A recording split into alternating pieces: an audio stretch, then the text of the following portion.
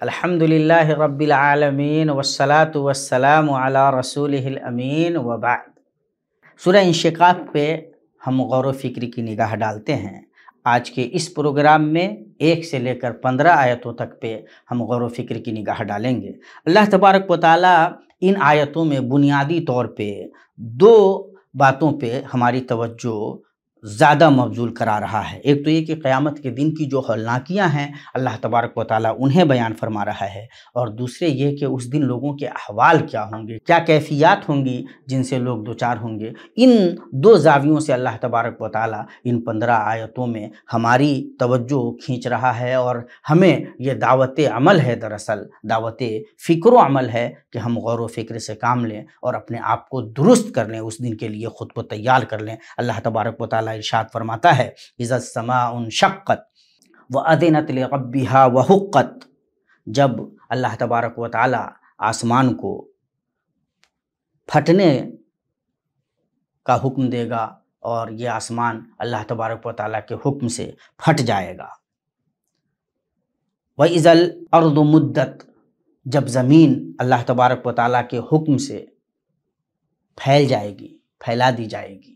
اللہ تبارک و تعالیٰ کا حکم ہوگا اور اللہ تبارک و تعالیٰ کا حکم زمین مانے گی۔ وَأَلْقَتْ مَا فِيهَا وَتَخَلَّتْ، اور زمین کے اندر جو بھی چیزیں ہیں اس کو وہ نکال پھینکے گی اور خالی ہو جائے گی۔ زمین اپنے اندر جن چیزوں کو بھی اس نے رکھا ہوا ہے اللہ تبارک و تعالیٰ کے حکم سے، وہ ساری چیزیں باہر آ جائیں گی، مردے زندہ ہو جائیں گے، دوبارہ اٹھا دیے جائیں گے۔ یہ سارا منظر اللہ تبارک و تعالیٰ فرما رہا ہے، یہ ساری کیفیات اللہ تبارک و تعالیٰ بتلا رہا ہے کہ اس دن کیا ہونے والا ہے۔ قیامت کے دن یہ کیسا منظر ہوگا وہ ہماری نگاہوں کے سامنے ہے، اور ان تمام کو بیان کرنے کے بعد اللہ تبارک و تعالیٰ فرما رہا ہے کہ اے انسان، تم یہ ساری محنتیں کر رہے ہو، ساری کوششیں کاوشیں کر رہے ہو، اور تمہیں تمہارے اپنے رب سے لازمی طور پہ ملنا ہے، اپنے رب سے ملنا ہے، اور جب اپنے رب سے ملنا ہے تو تمہیں اس ملاقات کے لیے اپنے آپ کو تیار کرنا چاہیے، نیکیاں کرنی چاہیے،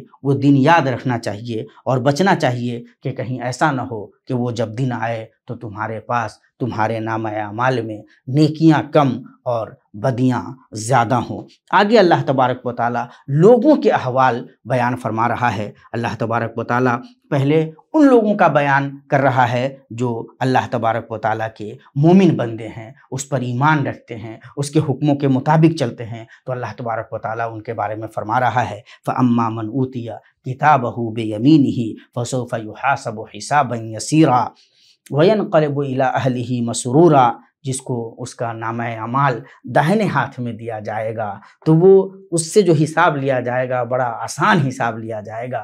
اور اللہ کے نبی صلی اللہ تعالیٰ علیہ وسلم کی حدیث بھی ہے کہ من نوقش الحساب عذب، جس سے زیادہ سختی سے حساب لیا جائے گا اس کو عذاب میں مبتلا کر دیا جائے گا۔ لیکن اللہ تبارک و تعالیٰ کے جو نیک بندے ہیں، مومن بندے ہیں، اللہ تبارک و تعالیٰ ان کو نامہ اعمال داہنے ہاتھ میں دے گا، ان سے حساب آسان لے گا۔ فَسَوْفَ يُحَاسَبُ حِسَابًا يَسِيرًا، اللہ تبارک و تعالیٰ آسان حساب لے گا۔ وَيَنْقَلِبُ إِلَىٰ أَهْلِهِ مَسْرُورًا، وہ اپنے اہل خانہ کے پاس ہنستا ہوا خوش لوٹے گا، بتائے گا کہ مجھے تو یقین تھا کہ یہ حساب کا دن آنا ہے، اور میں تو بڑا مطمئن تھا کہ انشاءاللہ ہمارے ساتھ سب خیر ہونے والا ہے۔ لیکن ایمان والوں کے بالمقابل جو کافر لوگ ہوں گے، جو اللہ کو نہیں مانتے، اللہ اور اس کے دین کے مطابق نہیں چلتے، ان کا کیا ہوگا؟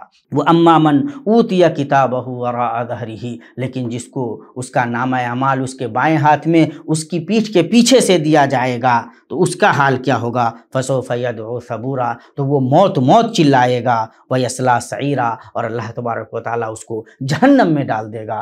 موت موت چلائے گا لیکن وہاں موت نہیں آئے گی، جہنم رسید کر دیا جائے گا۔ اللہ تبارک و تعالیٰ کافروں کے عذاب دینے کے بارے میں یہ ساری باتیں بیان کرنے کے بعد اسباب بھی بیان فرما رہا ہے کہ وہ صورتحال سے کیوں دوچار ہوگا۔ انہو کان فی اہلہ مسرورا، وہ اپنے دنیا میں اپنے لوگوں کے درمیان بڑا خوش تھا، ہر طرح سے اپنے غرور میں جیتا تھا۔ انہو ظن ان لن یحورا، اور وہ یہ سوچتا تھا کہ اسے لوٹنا نہیں ہے، اللہ تبارک و تعالیٰ کے پاس جانا نہیں ہے، اور ان تمام معاملات کا، ان تمام کاموں کا، اور وہ جو کچھ بھی کر رہا ہے دنیا میں اس کا حساب اسے دینا نہیں ہے۔ اس نے یہ گمان کر رکھا تھا، اللہ تبارک و تعالیٰ اس سے جس طرح واقف ہے اور جو کچھ ہونے والا تھا اس سے خبردار کرتے ہوئے وہ سارا منظر اللہ تبارک و تعالیٰ نے سامنے رکھ دیا ہوا ہے۔ بلا ان ربہ کان بہ بصیرا، بلکہ کیسے نہیں ایسا ہوتا کہ اس کو یہ سارے منظروں سے گزرنا پڑتا، جبکہ اللہ تبارک و تعالیٰ اس سے بہت اچھی طرح واقف ہے۔ اللہ تبارک و تعالیٰ کو معلوم تھا، اللہ تبارک و تعالیٰ تو دیکھ رہا تھا کہ یہ کیا کر رہا ہے، تو یہ سارا منظر آنا ہی تھا سامنے۔ افسوس کہ یہ انسان سمجھنے کے لیے تیار نہیں ہے۔ کافر دنیا کی رنگینیوں میں پڑا ہوا یہ سوچتا ہے کہ اسی طرح سے سارا معاملہ چلے گا اور قیامت نہیں آئے گی۔ اللہ تبارک و تعالیٰ قیامت لا کر کے اس کے سارے دھوکے کو، اس کے سارے فریب کو ختم کر کے رکھ دے گا۔